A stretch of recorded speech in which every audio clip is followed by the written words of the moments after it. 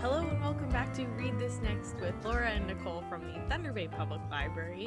This week we are doing a kind of I want to say a silly topic, but also one that is important to us. So Laura, Yeah, tell the readers about it or listeners. sure. So this is sort of it's a little bit like library insider. We're giving you like a peek behind the curtain a little bit with this one. Because part of my job is purchasing all the young adult materials for the collection. And I've been doing it off and on for a long time. So I have a real connection to this collection. Anyway, but there's always new stuff coming in. So that means that old stuff has to go out, right? Yep. Um, and we base it on a couple different factors. You know, we base it on condition, we base it on, is anyone taking this book out? We base it on, has it been kind of replaced? It's gone out of style, out of vogue. Um, has one of the books in the series walked off with somebody and never came back? So there's a bunch of different things that we look at. But as I've been going through it this time, I keep coming across titles that either I happen to have read and really enjoyed, Yeah. or that were were well reviewed, and I feel like they just didn't get a fair chance. So the theme for these this episode is don't make me read this. Now that I think about it, that's a very punny title. But if you say don't make me read this, don't make me read this. Yes. But it's like Yeah. the opposite of what we want. It is the opposite of what we want. What I'm saying is these are books that need circulation numbers. They need to earn Yes. their place basically on the shelf. Yeah. So nobody's been taking them out. Or if Can't they say. have, it's the first one in the series will go out and then the rest don't, which Yeah. says to us that someone read the first book and then they were like, I don't need to continue. I didn't really like it that much. So, Yeah. yeah. Or or which happens a lot, unfortunately, is someone reads the first book and they're like super excited. And then 2 years later, when book two comes out, they Oh, yeah. completely forgot about it. Yeah. That happens too. That happens too. So then even though we know at the time tons of people love this book, it did really well, it was really popular, people enjoyed it. Well, the hype's kind of died off, and now no one's getting to enjoy the end. Mm-hmm. Yeah. So just trying to save some really great books. Yeah. Try really hard. Yes, invitations to please sign out these books. So we have the description, and then in some cases, I kind of pulled a couple of um, like other keywords from different places. So we're gonna try and sell you on these ones. Yeah. And keep in mind, these are limited time only. It's true. It's So if true. they don't get checked out after a certain point, we know that no one wants to love them. So Yes, keep that in mind. If you're keep that in listening to mind. this a year later, don't know. Having said that, if we don't have something in the collection, um, you can always check if we have it as an ebook, or you Mm, can request and we can always bring it in as an interlibrary loan. yeah. So that is available to you, but it may not be physically on our literal shelves Hmm. anymore because stuff's got to earn its keep, It because does. new stuff's coming in all the time. Yeah, It's and my shelves are full here at Waverly. I'm sure it's the same at Brody. yeah, How am I it's supposed to a fit the new Yak LGBTQ books if I don't have space on the shelves? right. It's a harsh but true circle of life Yeah. in the library world. Yeah. It hurts And us it deeply. does hurt us. We could talk about it lots more, but we won't. We're going to keep that's a pretty simple Yes. little Yeah. discussion. We should move Um, on. we'll move on. So I think I'm starting us off, I believe. Yes, you're purple. Yes, I am. Okay. So this title, oh man, I read this when it first came in, and I like ugly cried. Like this was really emotional story. So it's a real like Yeah. tearjerker, weepy. It's so good. This author we've recommended this author um, on other episodes of the podcast. Okay. We've recommended Everyone Sees the Ants. from his, and we've Yes. recommended like a couple, I think. And his more recent books, he's become more well known, like since this one came out. And so his more recent books go out, but this one seems to kind of get skipped over. I think maybe the cover doesn't do it any favors. It's interesting how the covers really impact how well books go out. It's just this guy just staring at you. And he's just like, Yeah, here he is now. here he is. Okay, anyway, so here's what the book is about. It's called The Five Stages of Andrew Brawley. It's by Sean David Hutchinson. Andrew Brawley was supposed to die that night. His parents did, and so did his sister, but he survived.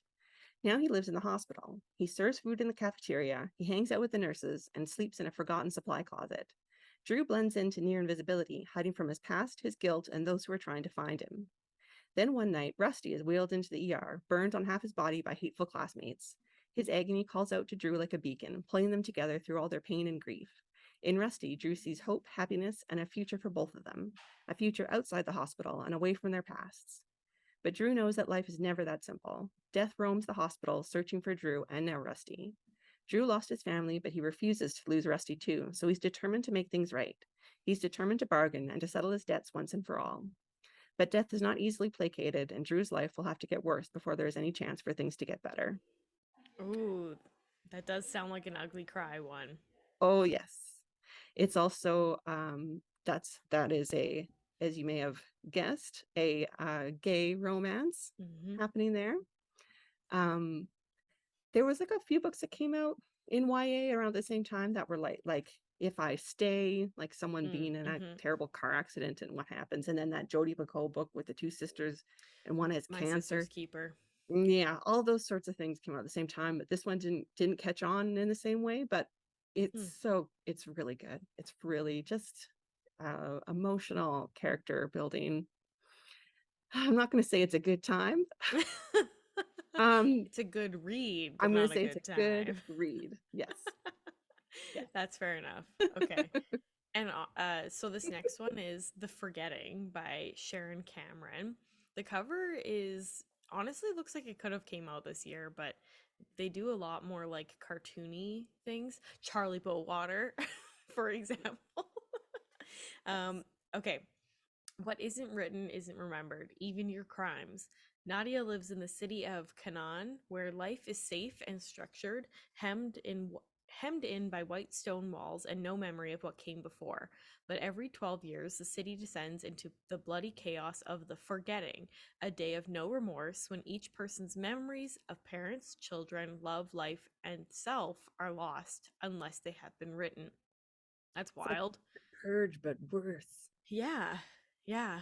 In Canaan, your book is your truth and your identity, and Nadia knows exactly who hasn't written the truth because Nadia is the only person in Canaan who is never forgotten. Wow. But when Mhm. Nadia begins to use her memories to solve the mysteries of Canaan, she discovers truths about herself and Gray, the handsome glassblower that will change her world forever. As the anarchy of the forgetting approaches, Nadia and Gray must stop an unseen enemy that threatens both their city and their own existence before the people can forget the truth and before Gray can forget her. That Yeah, sounds really good. I know. Yeah. I know. So it has some real kind of echoes of The Giver a little bit with Yeah, like yeah. the control over the community's communal memory. And yes, obviously The Purge is just like craziness. Um, yeah, sounds like a real good dystopian. It And does. yeah, and even more interesting, there's a sequel, Oh, and it goes in like a completely different direction. I was gonna say, because this one sounds like it would probably wrap up within one book. It solves kind of the mystery Hmm. of what is happening there and the reasons and everything. So if if you want to be able to read a series where you get like it digs into the answers and stuff, this is maybe a good one for you. It's just two books, just a Hmm. duology.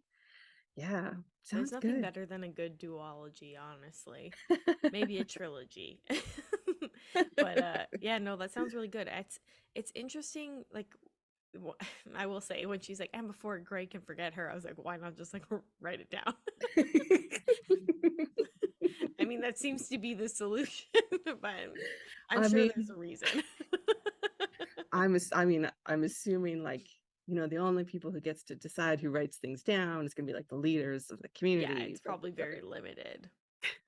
But yeah, interesting. Yeah, very interesting. That sounds Hmm. cool. Yeah. Okay. Our next one is another book, is another author that has had like best-selling this one might even have been best-selling when it first came out, I'm not sure, but has had a few best-selling titles and has had tons of like starred reviews and lots of attention from she's just a very Successful. successful, well-renowned author, but for some reason in Thunder Bay, for us, this book, Didn't cut nobody's been it. really interested. Hmm. um this author, I'm gonna say her name, Ruta Sepetys, Sounds right. probably incorrectly. She's also wrote Between Shades of Grey, and she also wrote um, that other one about the Salt of the Sea, Salt of the Sea. Okay. She writes historical fiction, Very and this popular. very popular. This one, for whatever reason, didn't get picked up. So it's called Out of the Easy. It's 1950, and as the French quarter of New Orleans simmers with secrets, 17-year-old Josie Moraine is silently stirring a pot of her own. Known among locals as the daughter of a brothel prostitute, Josie wants more out of life than the Big Easy has to offer. She devises a plan to get out, but a mysterious death in the quarter leaves Josie tangled in an investigation that will challenge her allegiance to her mother, her conscience, and Willie Woodley, the brusque madame on Conti Street. Josie is caught between the dream of an elite cottage and a clandestine underworld. New Orleans lures her in her quest for truth, dangling temptation at every turn and escalating to the ultimate test. With characters as captivating as those in her other best-selling novels, she creates a rich story of secrets, lies, and a haunting reminder that decisions shape our destiny. So, Ooh. yeah, if historical romance, there's a mystery, obviously, page turner, tons of starred reviews. Yeah. Is this one LGBT as well? Because they say Willie Woodley, but then they say the brusque madame. I don't think so. Like, is Willie Woodley the brusque madame?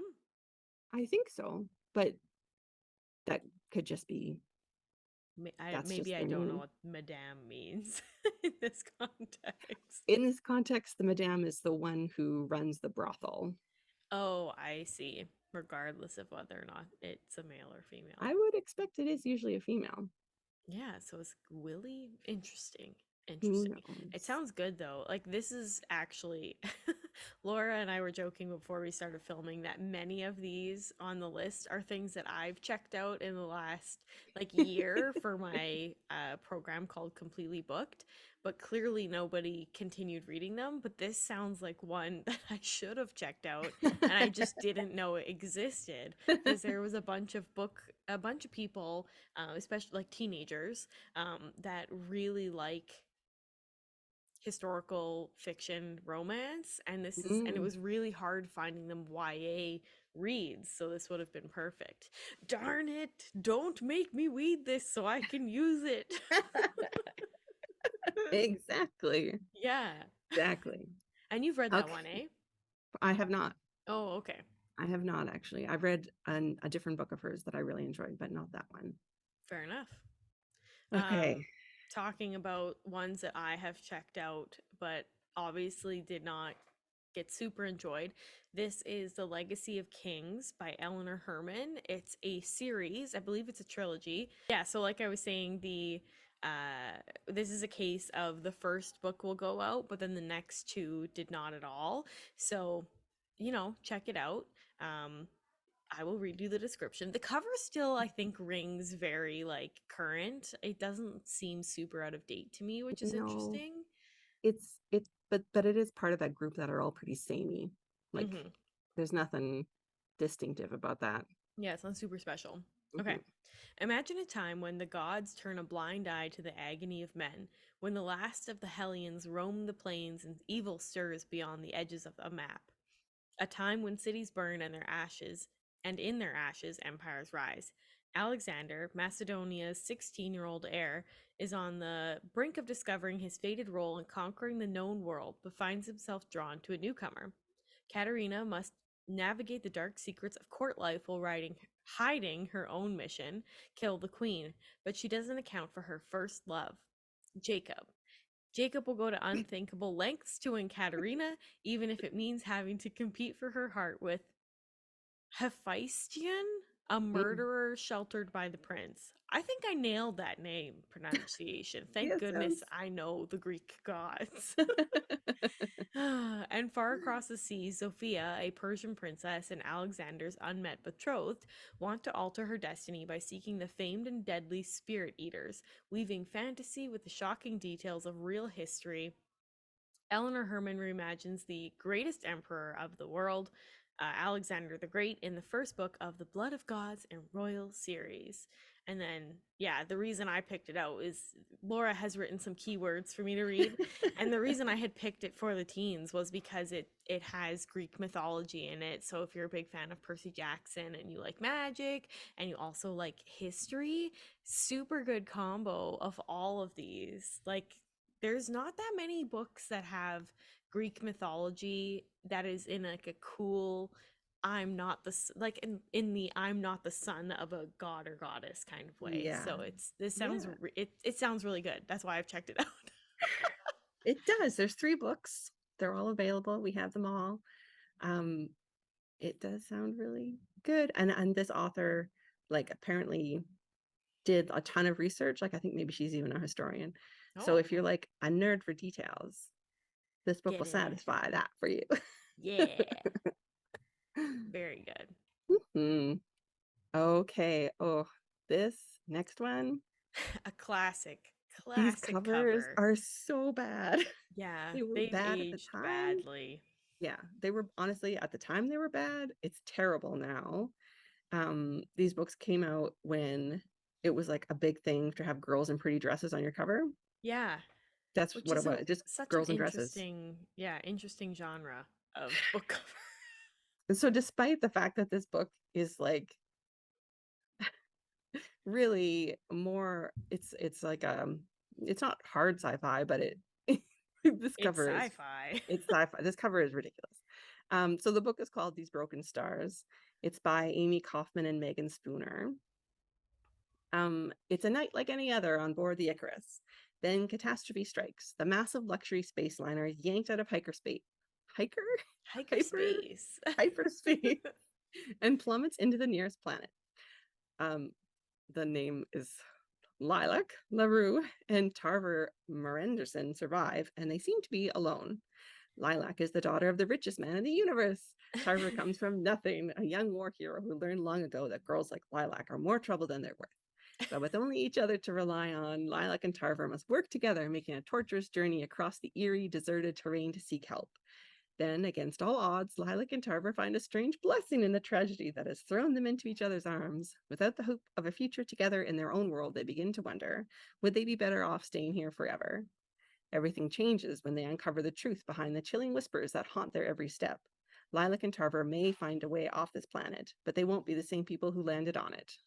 Mm, very Like, cool.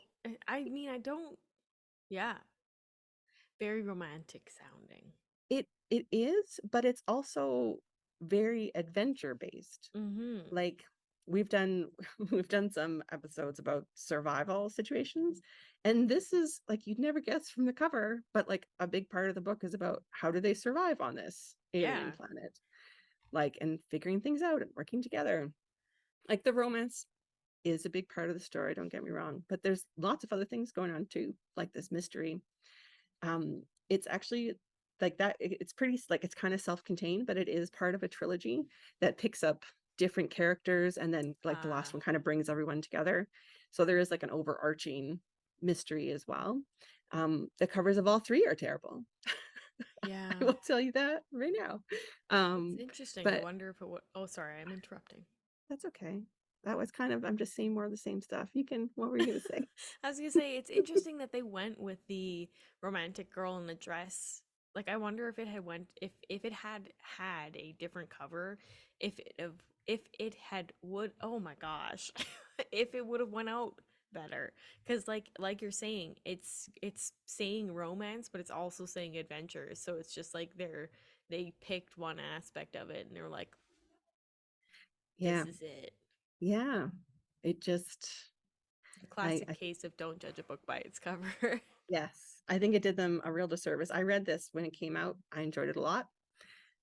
It was a 4 star for me, which, Whoa. I For know Laura's rating, that's pretty good. the vast majority of everything I give is a 3 star. Yeah. Like I am a 5 star means I liked the book a lot.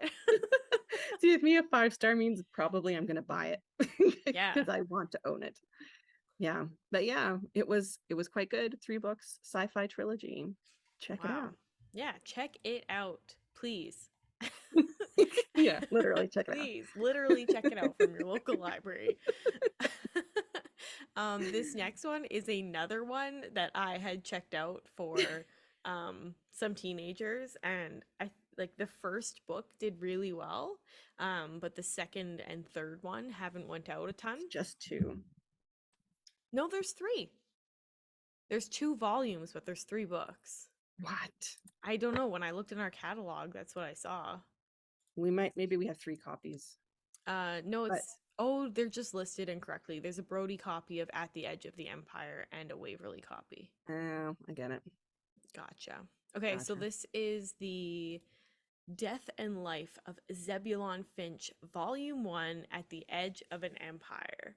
Um, Sounds really cool. Like, and the cover And the is books are, super cool. don't they look very cool? I They loved look the cover. super Art Deco style. Yeah, Like, very like screams. It kind of screamed. I imagine that these came out during steampunk era just because they kind of have the Art Deco vibe and they also have a guy with a gas mask on the front and a guy wearing suspenders. But couldn't tell you. Um, okay, so May 7, 1896, dusk. A swaggering 17-year-old gangster named Zebulon Finch is gunned down on the shores of Lake Michigan, but after mere minutes in the void, he's mysteriously resurrected. His second life will be nothing like his first. Zebulon's new existence begins as a sideshow attraction in a traveling medicine show. From there, he will be poked and prodded by a scientist obsessed with mastering the secrets of death.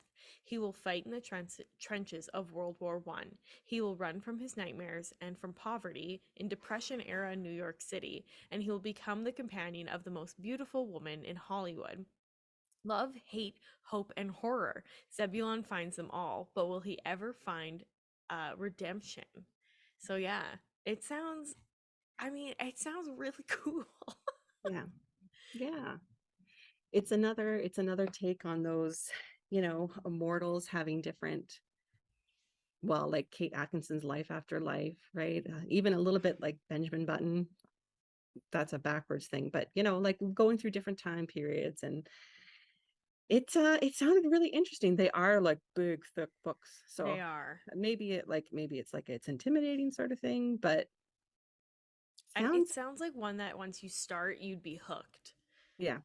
Yeah, I've wanted to pull it a few times for myself, and I just have a hard time getting into a book all the time. So, yeah. But they look really, really cool. They do. Um, please check them out. This one, I think the person that I had grabbed them for was into more like spy mysteries, um, and really just books that had male leads. So this was one that I was pulling for them. So yeah, very cool. Very cool. This last one, I'm surprised is on the list. This is Daughter of Smoke and Bone by Laini Taylor. Did they Mhm. not write like a new series? Strange the Dreamer. Yes. Yeah. Okay. I was just maybe that's why I was surprised. Okay. Around the world, black handprints are appearing on doorways, scorched there by winged strangers who have crept through a slit in the sky. Okay. In a dark Okay. and dusty shop, a devil's supply of human teeth grows dangerously low. And in the tangled lanes of Prague, a young art student is about to be caught up in a brutal otherworldly war. What an interesting start to this description. Okay. Yes. Lots The going on. yeah, okay. And the teeth thing really really stands out. Meet Karoo. She fills her sketchbooks with monsters that may or may not be real. She's prone to disappearing on mysterious errands. She speaks many languages, not all of them human, and her bright blue colored hair actually grows out of her head that color. Who is she? That is the question that haunts her, and she's about to find out. When a beautiful, haunted Akiva fixes fiery eyes on her in an alley in Marrakesh, the result is blood and starlight, secrets unveiled, and a star-crossed love whose roots drink deep of a violent past. But will Karoo live to regret learning the truth about herself? Sounds very City of Bones. Yes. Yeah. Yeah. I feel like this is a case where they came out around the same time and one just was like, Yes. It did do quite, I mean, it was no City of Bones numbers, no, but as like one of that sort of urban fantasy wave at the time, did quite well. There's 3 books, I want to say. that sounds right. Um yeah, it's like it's a little, they're being a little coy here, but I think it's like an angels and demons Yes, thing. I Yes. think so. Yes, Angels were super popular for a while too. they were. Ah, I was into those books. Loved them. Lots of people were. And yeah, and a mystery. So urban fantasy, romance, mystery. If you read Cassandra Clare books back in the day, I think this author is known for being a bit more literary. Interesting. Just, I think, perhaps slightly more sophisticated writing, Yeah, less pop fiction, less more. pop fiction. Yeah. Yes. I don't want to, No, you don't want to say anything, slam on Cassandra slam Clare or Cassandra anything. Clare, Yeah. but just that seems to be I remember, like, that's what I know about this author and their Yeah. writing style. Yeah. It's again another very good one. These are all very good That's books. why they're here. Yeah. So, Yeah. that being said, please check out all of these books so that we can keep them because either these are the ones that we're like, people Yeah, might like these. people might Um, like these. are we ready to wrap up? I believe we are. All right. So this brings us to the end of the episode and actually the end of our season. So Yeah. we're taking a break. We will be back in like the first week of September or something. So make sure that you check out all of our old content if you're new to listening and watching on YouTube. It's TB. Nope. YouTube. Just search "Read This Next" on YouTube. We'll come up. I can't do the Well, wrap up today. There's a graphic image at the end of this podcast. You'll find it. But there's all our details. yeah, search TBAPL on any platform and we'll most likely come up. But yeah, make sure to like, comment, subscribe, and all that fun stuff. And we will see you in 2 months instead of 2 weeks. Have a great summer. Bye bye. Bye.